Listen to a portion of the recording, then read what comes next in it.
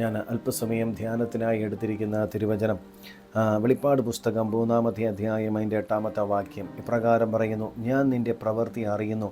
ഇതാ ഞാൻ നിൻ്റെ മുമ്പിൽ ഒരു വാതിൽ തുറന്നു വെച്ചിരിക്കുന്നു, അത് ആർക്കും അടച്ചുകൂടാ. നിനക്ക് അല്പമേ ശക്തിയുള്ളൂ, എങ്കിലും നീ എൻ്റെ വചനം കാത്തു എൻ്റെ നാമം നിഷേധിച്ചിട്ടില്ല എന്ന് ദൈവത്തിൻ്റെ തിരുവചനം പറയുകയാണ്.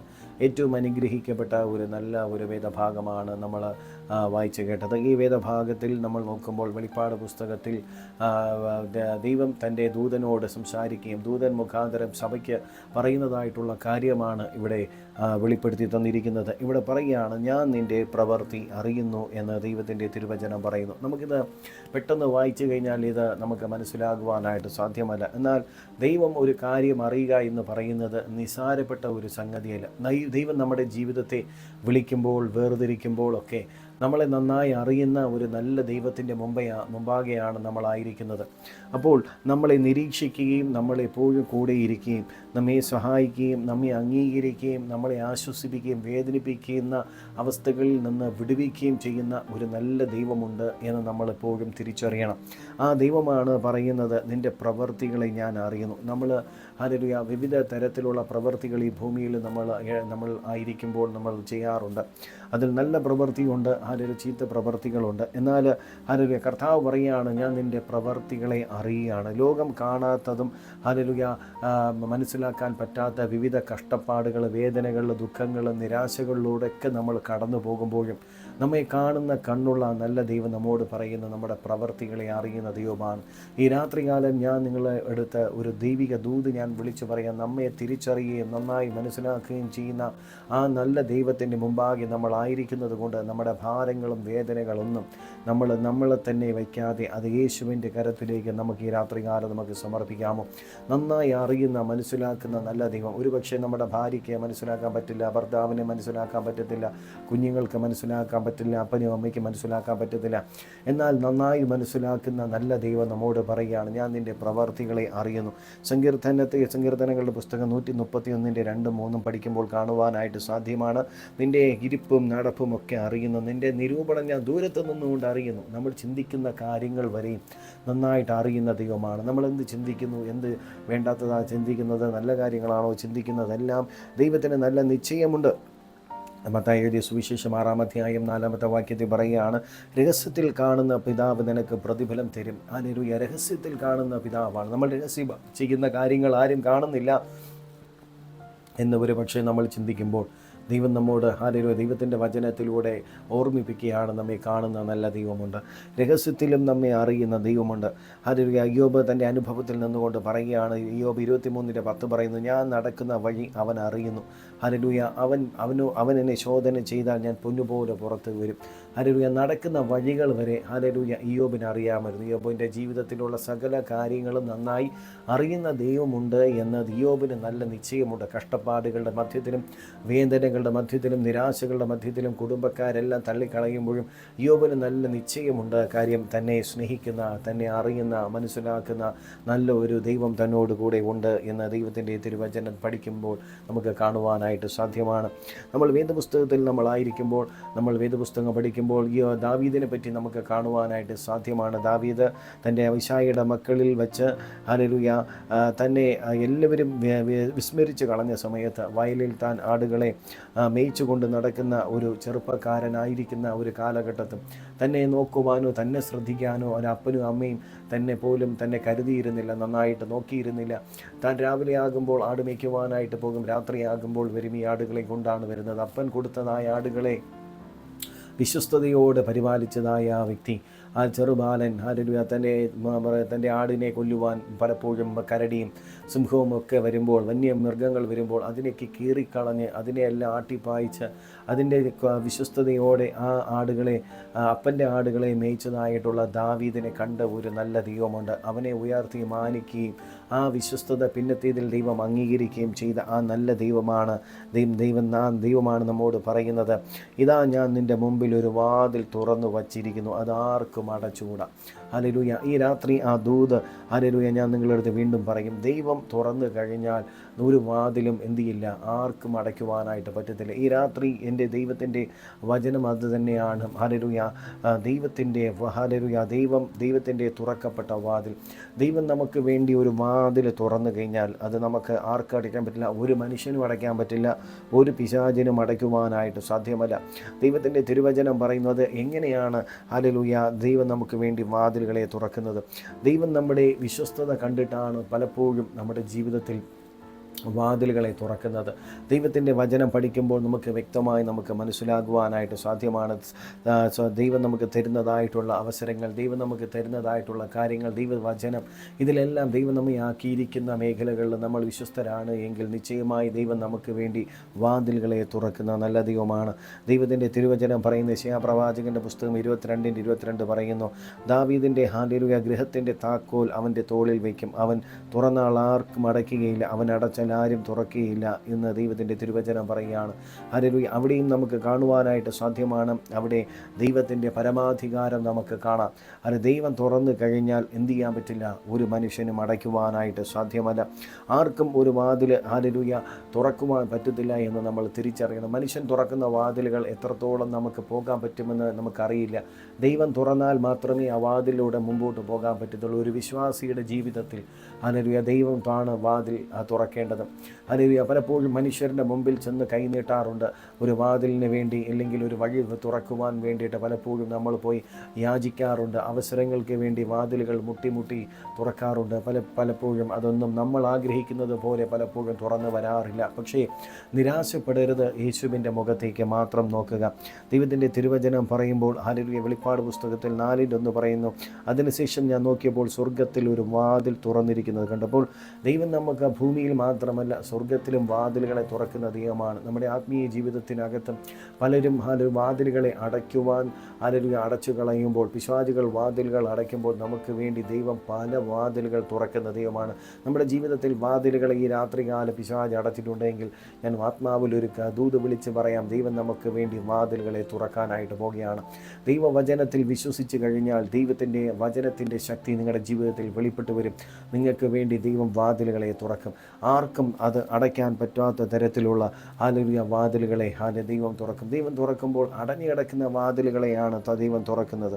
നമുക്കറിയാം ഹല്ലേലൂയ ഹെരോദാവ് പത്രോസിനെ കാരാഗൃഹത്തിലേക്ക് ആക്കി 4 ചേകവരുള്ള ഒരു കൂട്ടം പടയാളികൾ കാവൽ നിന്നും മനുഷ്യർ എല്ലാ വാതിലുകളും അടച്ചു. എന്നാൽ സഭ ഒരുമിച്ച് ദൈവസന്നിധിയിൽ പ്രാർത്ഥിച്ച സമയത്ത് ദൂതൻ ചങ്ങല അഴിച്ചു എന്ന് വേദപുസ്തകം പഠിക്കുമ്പോൾ കാണുവാനായിട്ട് സാധിക്കുന്നു.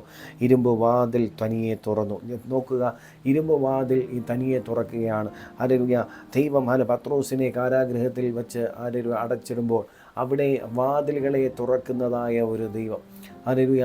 എത്ര വാതിൽ അടച്ച് ആമത്തിൽ വെച്ച് പൂട്ടിയിരുന്നാലും ഒരു വാതിൽ തുറക്കുവാനായിട്ട് ദൈവത്തിന് ശക്തി ഉണ്ട് എന്ന് നാം മനസ്സിലാക്കണം. അത് മനുഷ്യർക്ക് പട്ടാളക്കാർക്കോ അടയ്ക്കുവാനായിട്ട് സാധ്യമല്ല. നമ്മുടെ യേശു കർത്താവിൻ്റെ കല്ലറ ഹല്ലേലൂയ അത് അടച്ചിരുന്നു. അത് അടച്ചിരുന്ന സമയത്ത് അവർ ചിന്തിച്ചൊരു കാര്യം, എന്തായാലും ഒരു മനുഷ്യൻ പോലും ഇനി ഈ യേശു കർത്താവിൻ്റെ ശവശരീരം എടുത്തുകൊണ്ട് പോകത്തില്ല.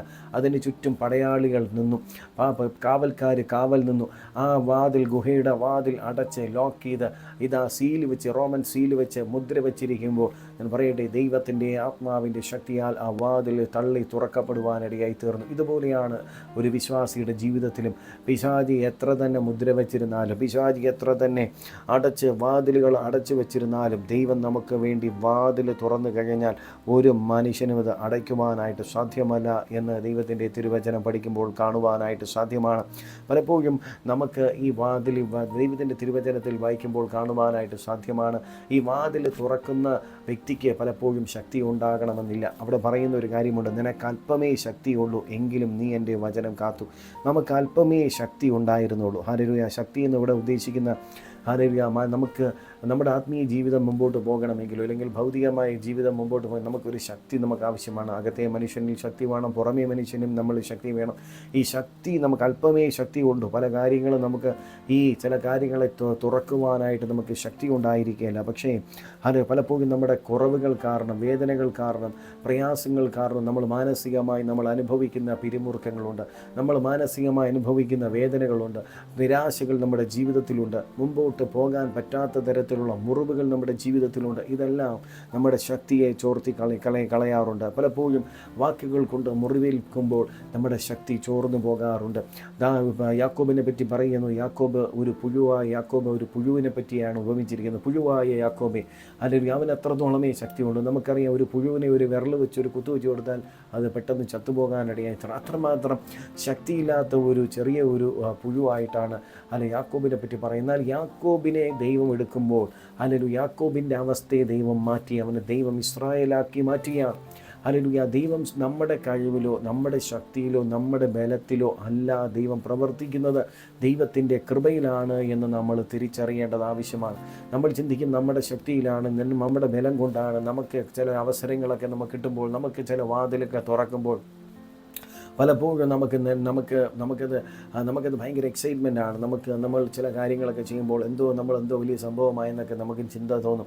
പലപ്പോഴും നമുക്ക് വലിയ കാര്യങ്ങളൊക്കെ ചെയ്യുമ്പോൾ പലപ്പോഴും നമ്മൾ ചിന്തിക്കുമോ നമ്മളെന്തോ വലിയ ആളായി എന്നൊക്കെ നമുക്ക് ചിന്തിക്കാറുണ്ട്. പക്ഷേ അതിനൊരു പിന്നത്തേതിൽ നമ്മൾ നോക്കുമ്പോൾ, വീണു പോകുമ്പോൾ നമ്മൾ ചിന്തിക്കുമ്പോൾ പലപ്പോഴും നമ്മൾ ചിന്തിക്കാറുണ്ട്, എൻ്റെ മൂഢത്വം കാരണം, എൻ്റെ വിഡ്ഢിത്തം കാരണം പലപ്പോഴും നമ്മൾ വീണു പോകാറുണ്ട്. ഞാൻ പലപ്പോഴും പറയുന്ന ഒരു കാര്യമുണ്ട്, നമ്മുടെ ജീവിതത്തിൽ ഒരിക്കലും ദൈവം നമുക്ക് പല ശക്തികളെ നമ്മുടെ ജീവിതത്തിൻ്റെ അകത്തെ ബലത്തെ ചോർത്തിക്കളയുന്ന ചില കാര്യങ്ങളുണ്ട്. ഒന്ന്, അഹങ്കാരം, നിഗളം. നമ്മുടെ ജീവിതത്തിൽ നിന്ന് നമ്മുടെ അകത്തെ മനുഷ്യൻ്റെ ശക്തിയെ കളയാറുണ്ട്. പലപ്പോഴും നമ്മുടെ ജീവിതത്തിൽ പാപങ്ങൾ നമ്മുടെ ജീവിതത്തിൽ ശക്തിയെ നമ്മൾ ചോർത്തിക്കളയാറുണ്ട്. മനുഷ്യൻ്റെ ജീവിതത്തിൽ അഹങ്കരിക്കുന്നത്, നിഗളിക്കുന്നത്, ആരെങ്കിലും അഹങ്കരിക്കുന്നുണ്ടെങ്കിൽ, നിഗളിക്കുന്നുണ്ടെങ്കിൽ നമ്മൾ ചിന്തിക്കണം, അവൻ വീഴാനായിട്ട് എന്താണ് സമയമായെന്നാണ്.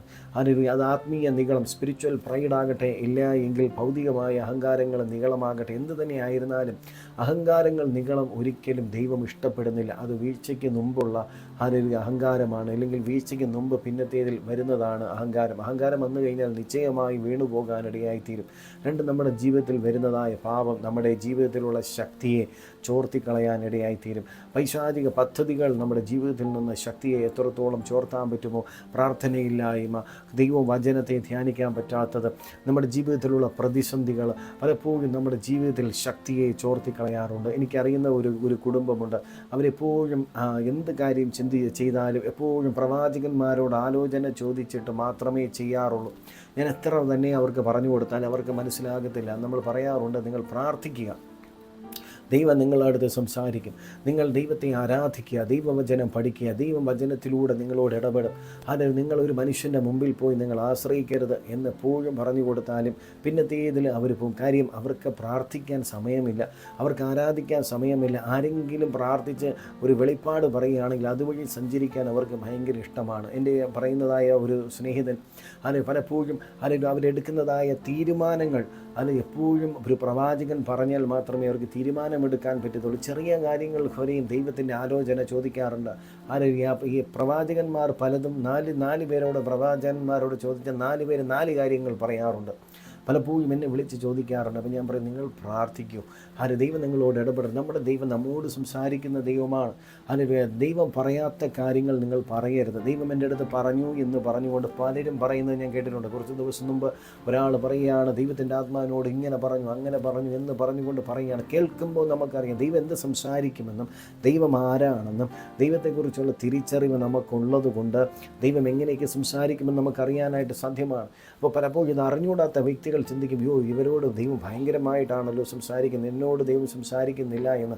അത് ദൈവം സംസാരിക്കാത്ത കാര്യങ്ങൾ സംസാരിച്ചെന്ന് പറഞ്ഞുകൊണ്ട് പറയുകയാണെങ്കിൽ ഞാൻ പറയട്ടെ, നിങ്ങളുടെ ജീവിതത്തിനകത്ത് ഹല്ലേലൂയ ആ വ്യക്തിയുടെ ജീവിതത്തിനകത്ത് പിന്നത്തേതിൽ വലിയ ശാപത്തിന് കീഴിലായി പോകാനിടയായിത്തീരും. നമ്മുടെ ജീവിതത്തിൽ പല വ്യക്തികളുടെയും ജീവിതത്തിനകത്ത് ദൈവം പറയാത്ത കാര്യങ്ങൾ പറഞ്ഞ് ദൈവം പറയാത്ത കാര്യങ്ങൾ പ്രസ്താവിക്കുന്നത് കൊണ്ട് പിന്നത്തേതിൽ അപ്പോൾ കുഴപ്പമൊന്നുമില്ല, പിന്നത്തേതിൽ ഹല്ലേലൂയ വലിയ ശാപങ്ങൾ വന്ന് കയറാറുണ്ട്. അത് വലിയ ഒരു ഹല്ലേലൂയ പൈശാചികമായ വാതിൽ തുറന്നു കൊടുക്കുന്നതിന് തുല്യമാണ്. അപ്പോൾ ഇതെല്ലാം നമ്മുടെ ജീവിതത്തിലെ ശക്തികളെ ചോർത്തി കളയാറുണ്ട്. അപ്പോൾ നമ്മുടെ ശക്തിയെ നമ്മൾ എന്ത് ചെയ്യരുത്? ചോർത്തി കളയുന്ന തരത്തിലുള്ള കാര്യങ്ങൾ ചെയ്യാൻ പാടില്ല. ഹല്ലേലൂയ. നമുക്ക് അല്പമേ ശക്തിയുള്ളൂ. എങ്ങനെ ഇവിടെ തിരുവചനം പറയുമ്പോൾ കാണുവാനായിട്ട് സാധ്യമാണ്. അല്പമേ ശക്തിയുള്ളൂ. എങ്ങനെയാണ് ശക്തി നഷ്ടപ്പെട്ടു പോയെന്ന് ചോദിച്ചാൽ നമുക്കറിയില്ല. ഒരുപക്ഷെ ജീവിതത്തിൻ്റെ സാഹചര്യങ്ങൾ കൊണ്ട്, നിരാശകൾ കൊണ്ട്, വേദനകൾ കൊണ്ട്, അകത്തെ മനുഷ്യനെ അനുഭവിക്കുന്നതായ തിക്തമായ വേദനകൾ, പ്രയാസങ്ങൾ കൊണ്ട് പലപ്പോഴും ഹല്ലേലൂയ അവൻ്റെ ശക്തി ചോർന്നു പോയി. എന്നാൽ ദൈവത്തിൻ്റെ തിരുവചനം പറയുകയാണ്, 2 കൊരിന്ത്യർ 12:9 പറയുന്നു, എൻ്റെ കൃപ നിനക്ക് മതി, എൻ്റെ ശക്തി ബലഹീനതയിൽ തികഞ്ഞു വരും. കർത്താവ് പറയുകയാണ്, എൻ്റെ കൃപ നിനക്ക് മതി. ഹല്ലേലൂയ. ആ കൃപയുണ്ടെങ്കിൽ ഹല്ലേലൂയ എൻ്റെ ശക്തി നിൻ്റെ ബലഹീനതയിൽ തികഞ്ഞു വരാനിടയായിത്തീരും. ദൈവത്തിൻ്റെ കൃപയും ദൈവത്തിൻ്റെ ശക്തിയും ഉണ്ട് എങ്കിൽ അത് നമുക്ക് ആ ബലഹീനതകൾ എന്ത് തന്നെയായിരുന്നാലും ഹല്ലേലൂയ നമുക്കതിനെ ജയിച്ച് കയറുവാനായിട്ട് സാധ്യമാണ്. യെശയ്യാവ് 40:29 പറയുന്നു, അവൻ ക്ഷീണിച്ചിരിക്കുന്നവന് ശക്തി നൽകുന്നു, ബലമില്ലാത്തവന് ബലം വർദ്ധിപ്പിക്കുന്നു എന്ന് ദൈവത്തിൻ്റെ തിരുവചനം പറയുന്നു. ക്ഷീണിച്ചിരിക്കുന്ന വ്യക്തിയാണോ നിങ്ങൾ? ഹല്ലേലൂയ. ദൈവം പറയുകയാണ്, ഹല്ലേലൂയ, അവൻ ശക്തി നൽകുന്നു. ബലമില്ലാത്ത നമ്മളെ ബലത്തോടെ നമ്മളെ നിർത്തി ബലം വർദ്ധിപ്പിച്ച് തരുന്ന നല്ല ദൈവമാണ്.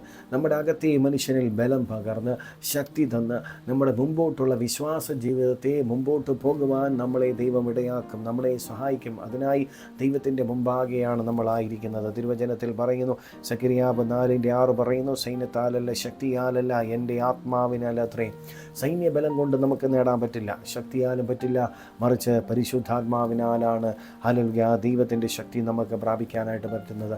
നമ്മുടെ ജീവിതത്തിൽ വിവിധ തരത്തിൽ നമ്മുടെ ജീവിതത്തിലെ ബലഹീനതകൾ വരുമ്പോൾ, ശക്തി ചോർന്നു പോകുമ്പോൾ, ഏറ്റവും പ്രധാനപ്പെട്ട കാര്യം നിങ്ങൾക്ക് ആശ്രയിക്കാൻ പറ്റുന്ന ഏക വ്യക്തി പരിശുദ്ധാത്മാവാണ്. പരിശുദ്ധാത്മാവിൻ്റെ അടുക്കലേക്ക് നിങ്ങൾ കടന്നു ചെന്നിട്ട് പറയണം, കർത്താവേ, എനിക്ക് ആവശ്യമാണ്. അങ്ങയുടെ കരം എൻ്റെ ജീവിതത്തിൽ എനിക്ക് വയ്ക്കണം. എനിക്ക് എൻ്റെ ബലഹീനതയിൽ എനിക്ക് അങ്ങയുടെ കരം എനിക്ക് ആവശ്യമാണ്. അങ്ങെന്നോട് സംസാരിക്കണമേ, അങ്ങെന്നോട് ഇടപെടണമേ, അങ്ങൻ്റെ ജീവിതത്തിൽ ഇടപെടണമെന്ന് പറഞ്ഞാൽ നിങ്ങളോട് ദൈവം സംസാരിക്കുവാനായിട്ട് താല്പര്യമുള്ള ദൈവത്തിൻ്റെ മുമ്പാകെയാണായിരിക്കുന്നത്. ദൈവത്തിന് എപ്പോഴും ഒരു പ്രവാചകനെ വേണമെന്നില്ല, ദൈവത്തിന് എപ്പോഴും ഒരു ദൈവദാസനോ ദൈവദാസി വേണമെന്നില്ല. ദൈവം ഒരു വ്യക്തിയോട് സംസാരിക്കുമ്പോൾ ഹല്ലേലൂയ ദൈവത്തിന് ആഗ്രഹമുണ്ട് എങ്കിൽ ദൈവം നിശ്ചയമായി ആ വ്യക്തിയോട് സംസാരിക്കും. മോശയോട് ദൈവം സംസാരിക്കുമ്പോൾ മോശ ഒരു ദൈവദാസനായിരുന്നില്ല. ഹല്ലേലൂയ. പൗലോസിൻ്റെ ദൈവം സംസാരിക്കുമ്പോൾ പൗലോസിൻ്റെ അടുക്കൽ പൗലോസ് ഒരു ദൈവദാസനായിരുന്നില്ല. പക്ഷേ ദൈവം ആ ശബ്ദത്തിൽ ആ വ്യക്തിയുടെ ജീവിതത്തെ മാറ്റാനിടയായി തീർന്നു. പരിശുദ്ധാത്മാവിൻ്റെ ശക്തിക്ക് വേണ്ടി നിങ്ങൾ കാത്തിരിക്കുകയാണെങ്കിൽ, പരിശുദ്ധാത്മാവ് എന്ന് പറയുന്ന വ്യക്തിക്ക് വേണ്ടി നിങ്ങൾ ആഗ്രഹിക്കുന്നെങ്കിൽ, നിങ്ങളുടെ ജീവിതത്തിൻ്റെ എല്ലാ ബലഹീനതകളെ കർത്താവ് മാറ്റി അവൻ തൻ്റെ ആത്മാവിൻ്റെ ബലത്തെ നമ്മുടെ ജീവിതങ്ങളിലേക്ക് പകരം. പരിശുദ്ധാത്മാവ് നിങ്ങളുടെ ജീവിതത്തിലേക്ക് വന്നു കഴിഞ്ഞാൽ നിങ്ങളുടെ ജീവിതത്തിൻ്റെ ആത്മമണ്ഡലം മാറും. ഹല്ലേലൂയ. ശക്തി നിങ്ങളുടെ ജീവിതത്തിൽ കടന്നു വരും. ഒരിക്കലും ഒരു ദൈവദാസൻ ഹല്ലേലൂയ ഒരു ദേശത്ത് കടന്നു ചെന്നപ്പോൾ ഒരു ദൈവദാസൻ്റെ അടുക്കൽ ദൈവദാസനെ പറ്റി ഒരു പിശാച് വന്നിട്ട് അവൻ്റെ പിശാചിൻ്റെ കാറ്റഗറി, പിശാചിൻ്റെ മന്ത്രവാദികളുടെ അടുക്കൽ വന്നിട്ട് പിശാച് ഇങ്ങനെയാണ് പറഞ്ഞത്, നിങ്ങളെല്ലാവരും വേഗത്തിൽ ഈ ദേശം വിട്ടു വയ്ക്കോളണം, 40 കിലോമീറ്റർ ദൂരെ ദേശം വിട്ടു വയ്ക്കോളണം. കാര്യം ഒരു അഭിഷിക്തൻ കടന്നു വരികയാണ്. ഒരു അഭിഷിക്തൻ ഇവിടെ ഫ്ലൈറ്റ് ഇറങ്ങുന്നു. ഈ ദേശത്തിന് അവൻ വന്ന് ഫ്ലൈറ്റ് ഇറങ്ങി കഴിഞ്ഞാൽ നമ്മുടെ പദ്ധതികളെല്ലാം പോയി, അതുകൊണ്ട് ഇവിടെ നിൽക്കാൻ പറ്റത്തില്ല, അതുകൊണ്ട് പോകുക എന്ന് പറയാനിടയായി തീർന്നു. കാര്യം എന്തെന്നറിയാം? ആ മനുഷ്യൻ്റെ അകത്ത് ഉണ്ടായ ദൈവത്തിൻ്റെ ശക്തി. കാര്യം ആ വ്യക്തിക്ക് ദൈവത്തിൻ്റെ ആത്മാവുമായിട്ടുള്ള ആഴമായ ഒരു ബന്ധം, ദൈവവചനത്തിൻ്റെ ഉള്ള ബന്ധം ആ മനുഷ്യൻ്റെ ആത്മമണ്ഡലത്തിൽ അത്രത്തോളം ശക്തിയുണ്ട്. ഹല്ലേലൂയ. ഇന്ന് രാത്രി ഞാൻ പറയട്ടെ, നിങ്ങളുടെ അകത്തെ മനുഷ്യനിൽ ദൈവത്തിൻ്റെ വചനം എത്രത്തോളം ഉണ്ടോ, എത്രത്തോളം പരിശുദ്ധാത്മാവിൽ നിങ്ങൾ പ്രാർത്ഥിക്കുന്നുവോ, എത്രത്തോളം പരിശുദ്ധാത്മാവുമായിട്ടുള്ള കൂട്ടായ്മ നിങ്ങളുടെ ജീവിതത്തിലുണ്ടോ, അകത്തെ മനുഷ്യനിൽ ബലമുണ്ടാകും. എത്ര ശക്തിയില്ല എന്ന് പറഞ്ഞാലും നിങ്ങളുടെ ഹല്ലേലൂയ ആ ശക്തികളെല്ലാം മാറ്റി ഹല്ലേലൂയ ബലഹീനതയിൽ ബലം പകരുന്ന ദൈവം. ഹല്ലേലൂയ. ജീവിതത്തെ നമ്മൾ നോക്കുമ്പോൾ വേദപുസ്തകത്തിനകത്ത് മോശയെ ദൈവം വിളിക്കുമ്പോൾ അവനെ ദൈവം കുറവുള്ളവനായിട്ടാണ് ദൈവം വിളിക്കുന്നത്.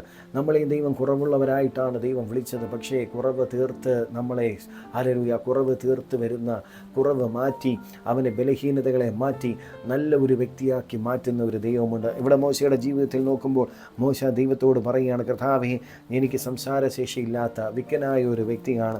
അല്ലെങ്കിൽ എനിക്ക് ശക്തിയില്ല, എനിക്ക് വലിയ സ്വാധീനമൊന്നുമില്ല, എനിക്ക് വാ തുറന്ന് ഒരു കാര്യം എനിക്ക് പറയാനായിട്ട് പറ്റത്തില്ല എന്ന് മോശ ദൈവത്തോട് പറയുമ്പോൾ ദൈവം അവനോട് പറയുകയാണ്, ഞാൻ നിൻ്റെ വായോട് കൂടിയിരിക്കും. ഹല്ലേലൂയ, ഞാൻ നിൻ്റെ വായോട് കൂടിയിരിക്കും. മോശയ്ക്ക് എവിടെയാണ് ബലഹീനത ഉണ്ടായിരുന്നത്? അവൻ്റെ വായിലാണ്. അവനെക്കൊണ്ട് സംസാരിക്കാൻ പറ്റത്തില്ല. 4 ആളുടെ മുമ്പേ നേരെ അവന് സംസാരിക്കാൻ പറ്റാതെ അവനെ കൊണ്ട് ഇത്രത്തോളം ലക്ഷക്കണക്കിന് ജനത്തെ നയിക്കുവാൻ അവൻ്റെ വായോട് കൂടെ ഇരുന്ന ആ ദൈവം. എവിടെയാണ് ബലഹീനത, അവിടെയാണ് നമ്മുടെ ദൈവത്തിൻ്റെ ബലം പകരുന്നത്. ആ മോശയുടെ കൂടെ ഇരുന്നതായിട്ടുള്ള ബലഹീനതയുടെ മേൽ ദൈവത്തിൻ്റെ ശക്തി വെളിപ്പെട്ട് വന്നതുപോലെ ഒരുപക്ഷെ നമ്മുടെ ജീവിതത്തിൻ്റെ ഏതൊക്കെ മേഖലകളിൽ അല്ലെങ്കിൽ ബലം നഷ്ടപ്പെട്ട് ബലഹീനമായിരിക്കുന്നുവോ അവിടെ ബലത്തിൻ്റെ മേൽ ബലം പകർന്ന് നമ്മെ മാനിക്കുന്ന നല്ല ദൈവമാണ്. അവിടെ ദൈവത്തിൻ്റെ തിരുവചനം പറയുന്ന ഒരു കാര്യം ഇങ്ങനെയാണ്, നീ എൻ്റെ വചനം കാത്തു, എൻ്റെ നാമം നിഷേധിച്ചില്ല. ഇവിടെ പറയുന്ന ഒരു കാര്യമാണ്. ഹല്ലേലൂയ, ഇവിടെ ദൈവത്തിൻ്റെ വചനത്തിലൂടെ ഇപ്പോൾ എപ്രകാരമാണ് പറയുന്നത്? ഹല്ലേലൂയ, ഫിലാദൽഫിയ സഭയോട് അനുഗ്രഹത്തിന് കാരണം അവരുടെ വിശ്വസ്തതയാണ്. കാരണം അവർ വചനത്തെ കാത്തു, വചനത്തെ അവർ അനുസരിപ്പാനിടയായി തീർന്നു. ഹല്ലേലൂയ, ഒന്ന് വചനം കാക്കുന്നത് എങ്ങനെയാണ്? അനുസരണം നിലനിർത്തിയാണ് വചനത്തെ നമുക്ക് കാണിക്കുവാനായിട്ട് സാധ്യമാകുന്നത്. 2, യേശു ക്രിസ്തുവിനെ പരസ്യമായി അവർ ദൈവത്തെ രക്ഷകനും കർത്താവുമായി അവർ ഏറ്റുപറഞ്ഞു. അവർ ദൈവത്തെ ആരാധിപ്പാനിടയായി തീർന്നു.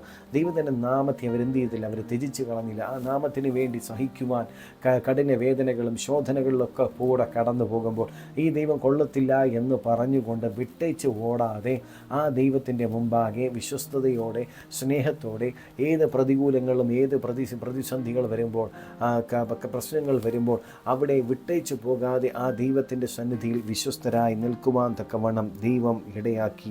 ഹല്ലേലൂയ, അവിടെ പറയുന്നു, സങ്കീർത്തനങ്ങളുടെ പുസ്തകം 119:11 പറയുന്നു, ഞാൻ നിന്നോട് പാപം ചെയ്യാതിരിക്കേണ്ടതിന് നിൻ്റെ വചനം എൻ്റെ ഹൃദയത്തിൽ സംഗ്രഹിച്ചു വച്ചിരിക്കുകയാണ്. നമ്മുടെ ജീവിതത്തിൽ പാപമുണ്ട് എങ്കിൽ, ഹല്ലേലൂയ, പാപത്തിൽ നിന്നൊരു വിടുതലിന് വേണ്ടി ആഗ്രഹിക്കുന്നെങ്കിൽ ദൈവത്തിൻ്റെ വചനത്തെ നമ്മൾ പഠിച്ചാൽ മതി. വചനം ഹൃദയത്തിനകത്തുണ്ട് എങ്കിൽ പാപത്തിൻ്റെ പ്രവേശനം ഉണ്ടാകുകയില്ല, പാപത്തിന് നിൽക്കാനായിട്ട് സാധ്യമല്ല. ആരാണ് വചനം? യേശു കർത്താവാണ്.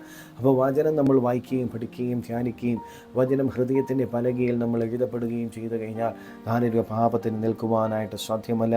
ദൈവത്തിൻ്റെ തിരുവചനം പറയുന്നു, മത്തായി 10:32 പറയുന്നു, മനുഷ്യൻ്റെ മുമ്പിൽ എന്നെ ഏറ്റുപറയുന്നവനെ ഞാനും സ്വർഗ്ഗസ്ഥനായ പിതാവിൻ്റെ മുമ്പിൽ എന്നെ ഏറ്റുപറയും. ഹല്ലേലൂയ, ഇതൊരു ഏറ്റവും പ്രധാനപ്പെട്ട കാര്യമാണ്. ഹല്ലേലൂയ, ദൈവം പറയുകയാണ്, നീ മനുഷ്യരുടെ മുമ്പിൽ എന്നെ ഏറ്റുപറഞ്ഞാൽ സ്വർഗ്ഗസ്ഥനായ പിതാവിൻ്റെ മുമ്പിൽ തൻ്റെ ദൂതന്മാരുടെ മുമ്പിൽ വെച്ച് നമ്മുടെ ദൈവം ഏറ്റുപറയും. നമ്മൾ ദൈവത്തെ തള്ളി പറയാതെ നമ്മൾ മറ്റുള്ളവരുടെ മുമ്പിൽ യേശു നല്ല ദൈവമെന്ന് പറയുകയും അവനെക്കുറിച്ചൊരു സാക്ഷിയായി ജീവിക്കുകയും നമ്മൾ ചെയ്തു കഴിഞ്ഞാൽ നിശ്ചയമായിട്ടും നമ്മുടെ ജീവിതത്തിൽ ഏതൊക്കെ ശോധനകളിൽ കൂടെ കടന്നു പോയാലും, ഏതൊക്കെ വേദനകളിലൂടെ കടന്നു പോയാലും, ഏതൊക്കെ നിരാശകളിലൂടെ കടന്നു പോയാലും അതിൻ്റെ മധ്യത്തിൽ നിന്ന് നമ്മളെ ജയം തന്ന് ധൈര്യത്തോടെ നിർത്തുവാൻ സ്വർഗ്ഗത്തിലെ ദൈവം സഹായിക്കും. അവൻ ഹല്ലേലൂയ നമ്മളെ നിലനിർത്തുക മാത്രമല്ല പിതാവിൻ്റെ സന്നിധിയിൽ നമ്മളെ ഏറ്റുപറയുന്ന നല്ല ദൈവമാണ്. ഹല്ലേലൂയ, ദൈവത്തിൻ്റെ തിരുവചനം പറയുകയാണ്, നമുക്ക് ദാനിയേലിൻ്റെ പ്രാർത്ഥനകളെ നമുക്ക് നന്നായിട്ട് അറിയാം. 30 ദിവസത്തേക്ക് രാജാവിനല്ലാതെ മറ്റാരോടും പ്രാർത്ഥിക്കരുത് എന്ന് അറിഞ്ഞിട്ടും ദാനിയേൽ എന്ത് ചെയ്തില്ല? അത് പിന്മാറിയില്ല. അവൻ പഴയതുപോലെ ഹല്ലേലൂയ 3 ദിവസത്തിൽ 3 പ്രാവശ്യം യെരൂശലേമിൽ നിന്ന് നേരെ കിളിവാതിൽ തുറന്ന് പ്രാർത്ഥിച്ചു. ദൈവവചനം കാത്തു, ദൈവനാമം ത്യജിച്ചില്ല. എന്നാൽ ഹല്ലേലൂയ ഇത് നിമിത്തം സിംഹത്തിൻ്റെ ഗുഹയിൽ അവൻ അടയ്ക്കപ്പെടുവാനിടയായി തീർന്നു. സിംഹത്തിൻ്റെ ഗുഹയിൽ അടയ്ക്കപ്പെട്ട സമയത്ത് സിംഹത്തിൻ്റെ വായ എന്ത് ചെയ്തു? ദൈവം അടച്ചു കളഞ്ഞു. അവന് സിംഹത്തിൻ്റെ വായ എന്ത് ചെയ്യാൻ പറ്റിയില്ല? തുറക്കാനായിട്ട് പറ്റിയില്ല.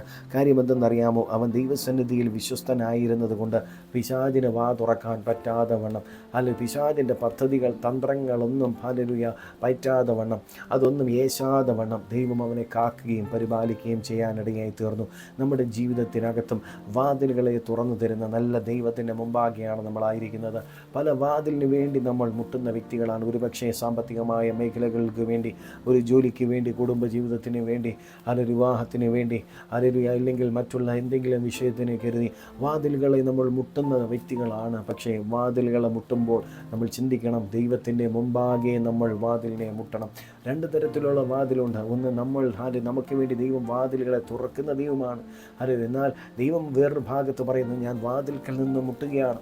ആരെങ്കിലും എൻ്റെ ശബ്ദം കേട്ട് വാതിൽ തുറന്നാൽ ഞാൻ അവനോടും അവൻ എന്നോട് കൂടി ഇരുന്ന് അത്താഴം കഴിക്കും. കർത്താവ് നമ്മുടെ ഹൃദയത്തിൽ ആദ്യം വാതിലുകളുടെ മുട്ടുകയാണ്. എന്തിനാണ് വാതിലിൻ്റെ ദൈവം നമ്മുടെ ഹൃദയത്തിൻ്റെ വാതിലിനെ തുറക്കാനായിട്ട് ശ്രമിക്കുന്നത്?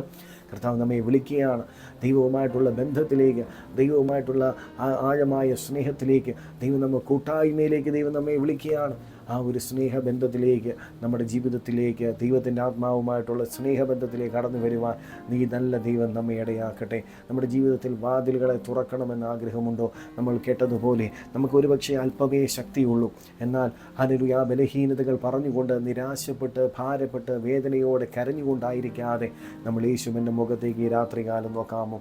ദൈവം നമ്മൾ ആക്കിയിരുന്ന സ്ഥാനത്ത് പലപ്പോഴും നമ്മൾ വിശ്വസ്തരായിരുന്നു. എന്നാൽ പലപ്പോഴും ആ വിശ്വസ്തത നിമിത്തം പലപ്പോഴും നമുക്ക് വേദനകളും മുറിവുകളും ഒക്കെ നമ്മൾ അനുഭവിക്കേണ്ടി വന്ന വ്യക്തികളായിരിക്കാം. പക്ഷേ അവിടെയും നമ്മൾ ഹല്ലേലൂയ അനുഭവിച്ച വേദനകൾക്ക് പലപ്പോഴും ഉത്തരം കിട്ടാറില്ല. എന്നാൽ ദൈവം നമുക്ക് ഹല്ലേലൂയ ഉത്തരം തരിക മാത്രമല്ല, നമുക്ക് വേണ്ടി വാതിലുകളെ തുറക്കുന്ന ദൈവമാണ്. ഹല്ലേലൂയ, നമ്മൾ ദൈവത്തിൻ്റെ നാമത്തെ നിഷേധിക്കാതെ ദൈവത്തിൻ്റെ മുമ്പിൽ ഒരു സാക്ഷിയായി നിന്നതുകൊണ്ട് ഈ രാത്രി ഞാനൊരു ദൂത് നിങ്ങളുടെ അടുത്ത് വിളിച്ച് പറയാം. നിങ്ങളുടെ മുമ്പിൽ ദൈവം ഒരു വാതിൽ തുറക്കുവാനായിട്ട് പോവുകയാണ്.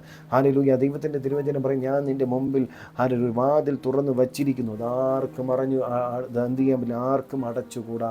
ഹല്ലേലൂയ, ദൈവം നമ്മുടെ മുമ്പിൽ ഒരു വാതിൽ തുറന്ന് വച്ചിരിക്കുകയാണ്. ഈ രാത്രി ആ വാതിൽ ഏതാണെന്ന് നമ്മൾ തിരിച്ചറിയേണ്ടത് ആവശ്യമാണ്.